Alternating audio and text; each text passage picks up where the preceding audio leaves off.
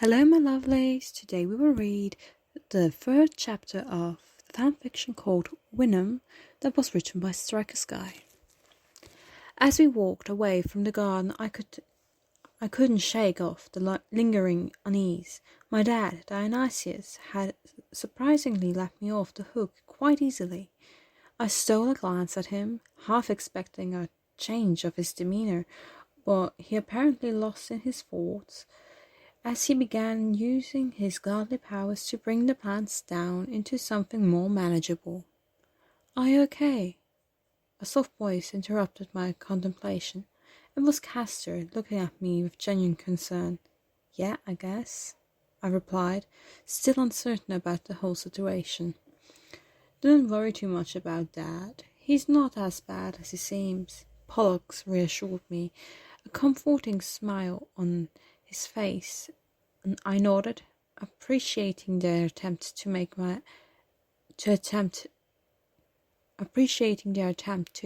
my anxiety. The thought of dinner made my stomach grumble, and I realized I hadn't eaten much during the chaotic garden incident.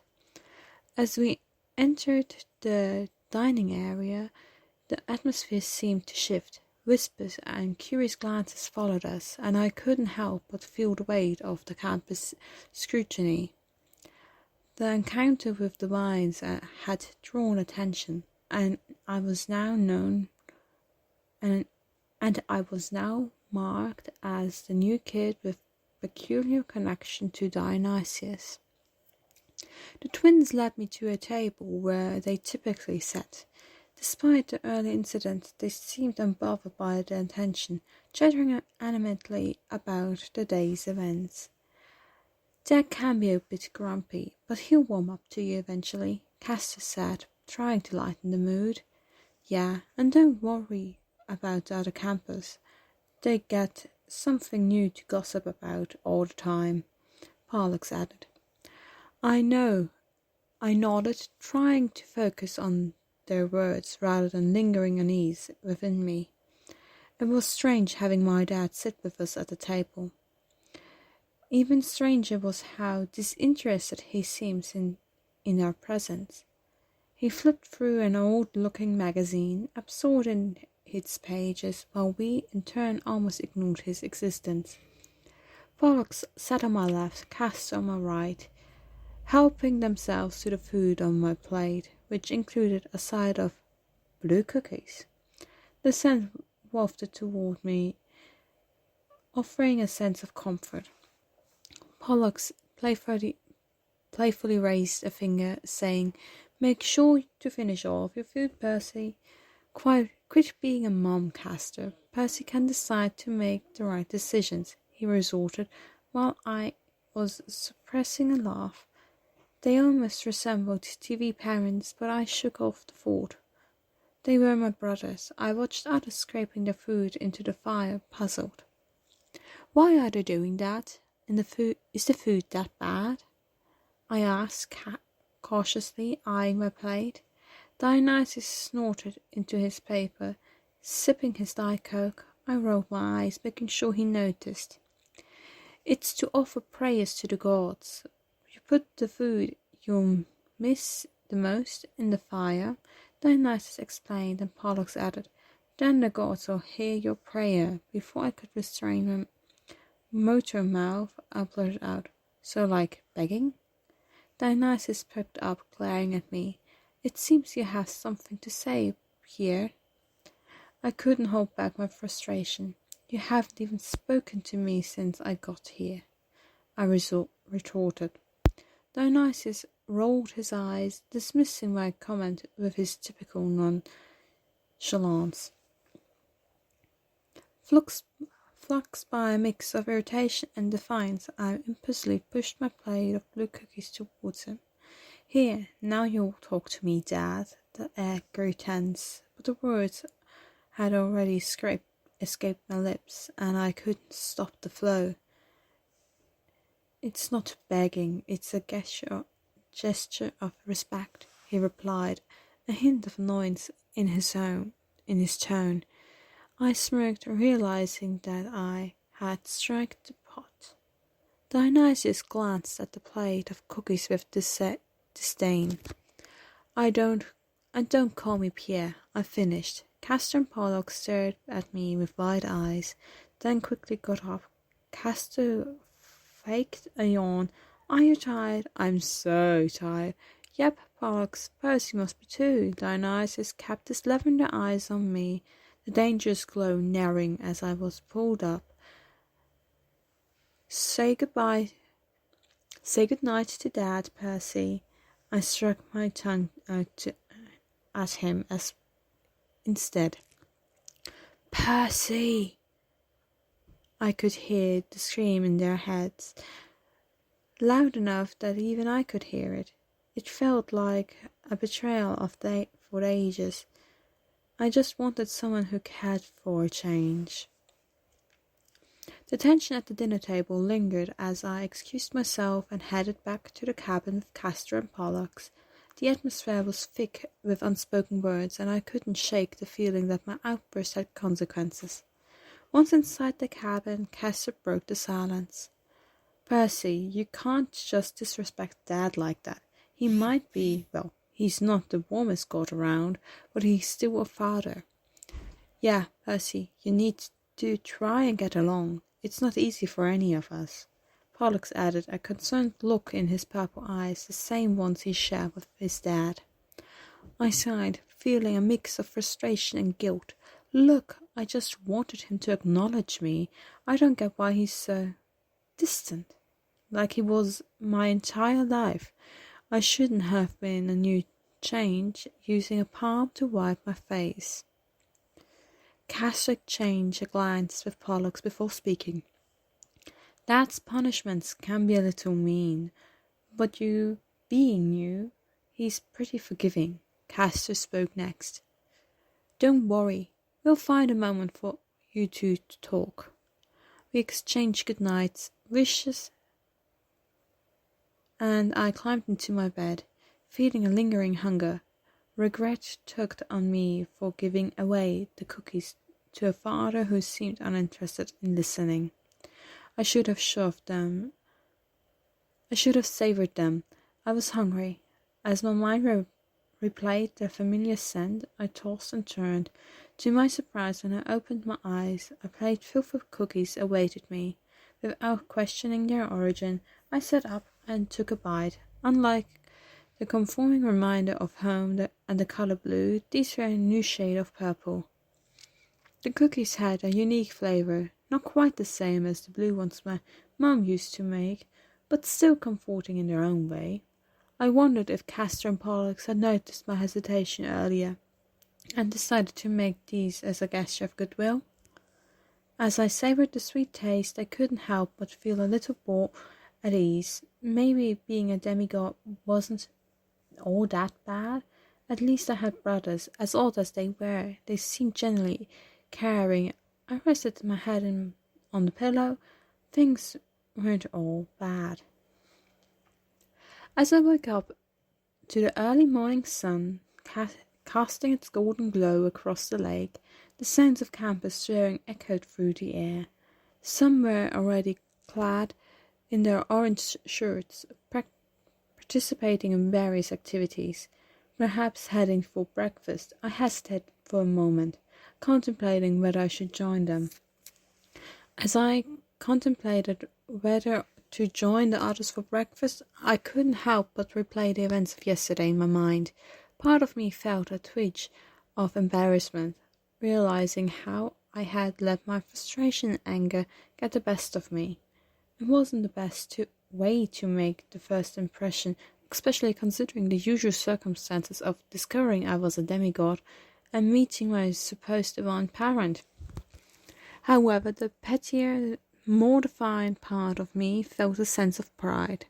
I had stood up for myself and my mom, even if it meant facing the consequences. In a world where gods and monsters exist, being a bit defiant seemed like a small rebellion against the overwhelming forces that dictated my life. I spotted Castor and Pollux engaged in conversation with each other. They noticed me and waved me over, gesturing for me to join them. As I approached my brothers, Castor and Pollux, their welcoming gestures erased some of the lingering self-doubt. "Morning, Percy," Pollux greeted me with a warm smile, and Castor nodded in agreement. "Morning," I awkwardly replied, still feeling new around my family. Castor spoke up. "We were asked to join swordsmanship training by the Hermes cabin today. Luke seems to have taken an interest in you." "Luke?"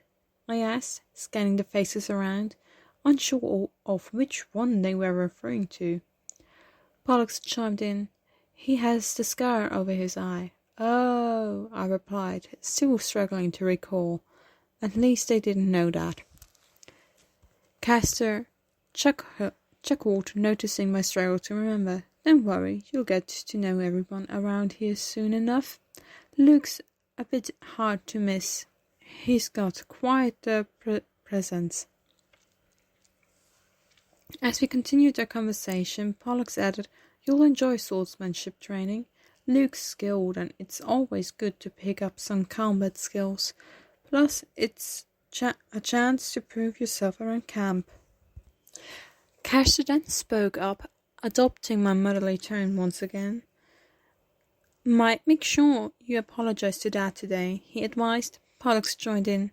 "Please, Percy, don't make him more mad," I sighed, feeling the weight of my brother's concern. "I'll think about it," I mumbled. Castor patted my shoulder, offering a supportive smile, while Pollux gave me a hopeful look. With that, we headed to breakfast, and I hoped that the training would come sooner rather than later. I didn't know it was a good thing or not, but at breakfast Dad was nowhere to be seen. I spotted Grover eating some leaves, and he gave me a wave. I bowed my head, pretending not to notice him. It felt childish to ignore him, but a part of me was still mad at him. Even while I still considered him a friend, I just needed a little more time apart. The moment breakfast was over, we headed to the training area. I couldn't help but feel a mix of nerves and curiosity about this Luke person. The scar over his eye didn't immediately ring a bell, but I decided to keep an eye out for him. Training with the Hermes cabin might be a good opportunity to prove myself, or at least not to mess things up too badly. As the sun climbed higher in the sky, the training area became more lively. Campers practiced their skills, and the atmosphere was charged with a sense of determination. Eventually, I spotted a group led by a guy with a scar over his eye. Luke, I presumed. I approached cautiously, the twins following suit. Luke glanced in our direction, acknowledging us with a nod. "Newcomer, right?" he asked, looking at me. I nodded in response. "All right, let's see what you've got."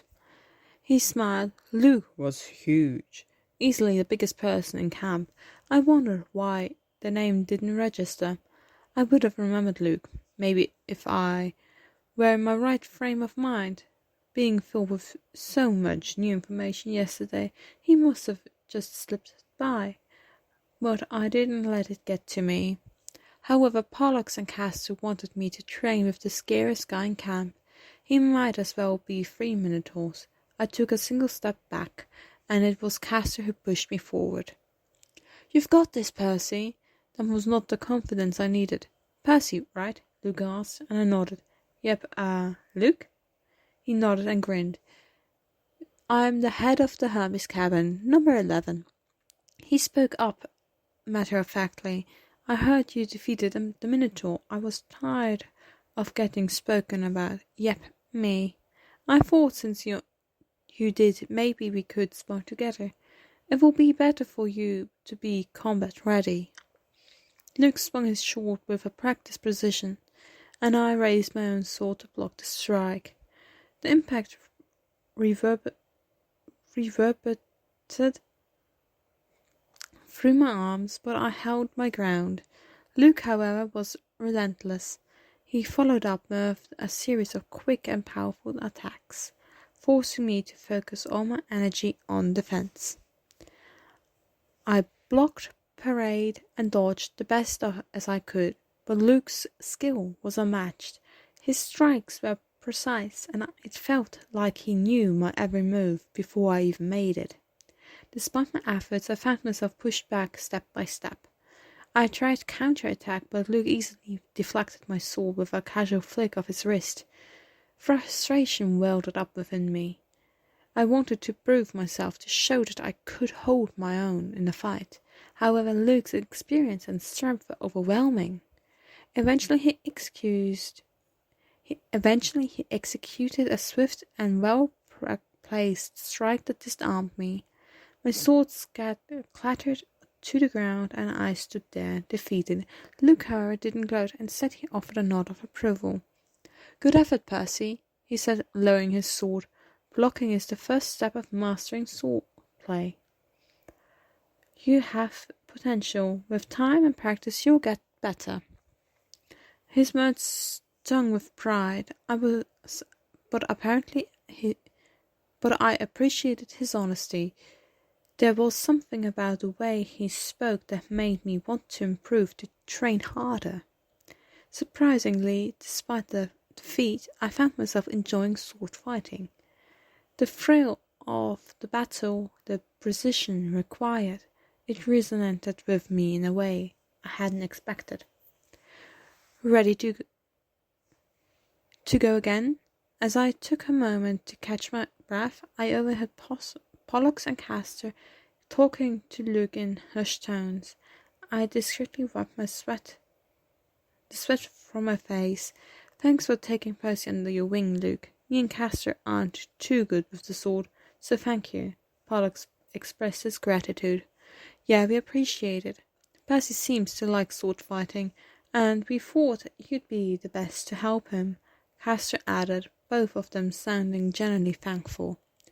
Luke smiled at the words. "No problem, guys. Percy's a natural. It's my pleasure to help him out." I stood there, feeling a sense of gratitude welling up inside me. My brothers had taken the initiative to talk to Luke and ask for guidance on my behalf. It warmed my heart to know they cared enough to support me in this new endeavor. I stood still, unsure of how I could ever return this favor. So this was chapter 3. I hope I see you soon next time. Bye bye.